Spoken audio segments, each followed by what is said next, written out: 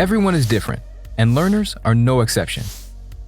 When you personalize your instruction to create options, you allow your students' differences to shine. While collectively your students are all on the same creative learning journey in your class, as the teacher, you have the opportunity to ensure that all students can be successful.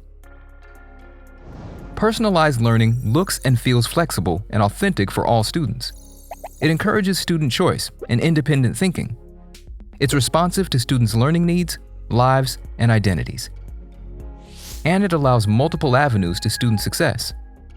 This is the case with all forms of learning, but it's even more important in a creative class.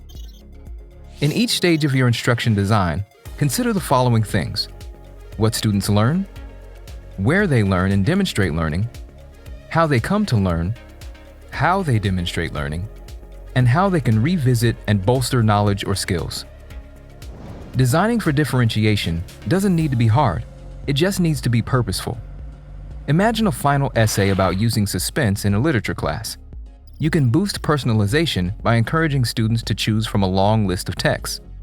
You can create materials and spaces for students to learn content, knowledge, or skills inside or outside of class, and share their final projects with a live presentation or as a digital gallery submission. If a teacher sees their students getting stuck learning about shapes in class, they might let students explore shapes wherever they want for 30 minutes, in the cafeteria, on school grounds, or in the library. You can give students opportunities to collaborate or work on their own, use video or audio, or have extra time. These options create lots of ways for different learners to reach their destination.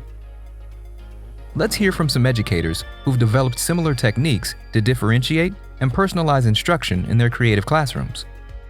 When you are helping students be creative in a classroom, you still want to make sure that all of their individual needs are being met. And you can do this by taking a look at the process and identifying moments that you know a differentiated support would really help that individual student. When it comes to creative activities, I always think of graphic organizers, outlines, mind maps, brainstorming, and collaborative partners as an important part of that process.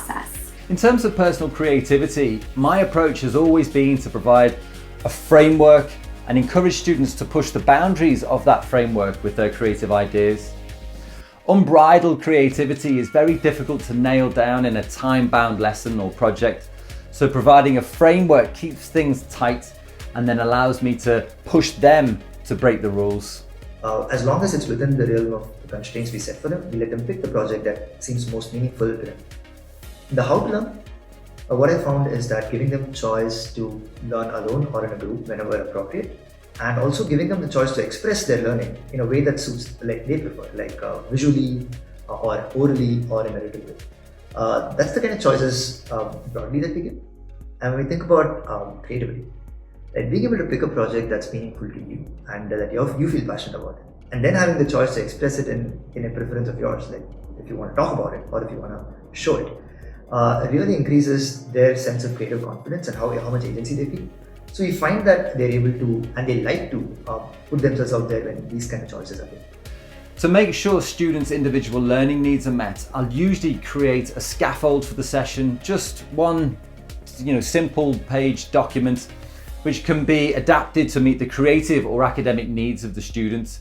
So for example, some students might need something to help them achieve the more academic aspects of the task, a paragraph structure maybe, while others need a starting point for creativity, like creative prompts and ideas which helps them get going.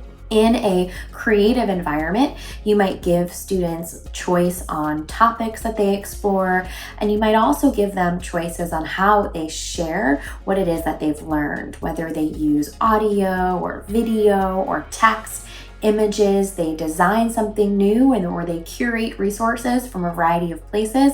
They can get creative in a lot of different ways.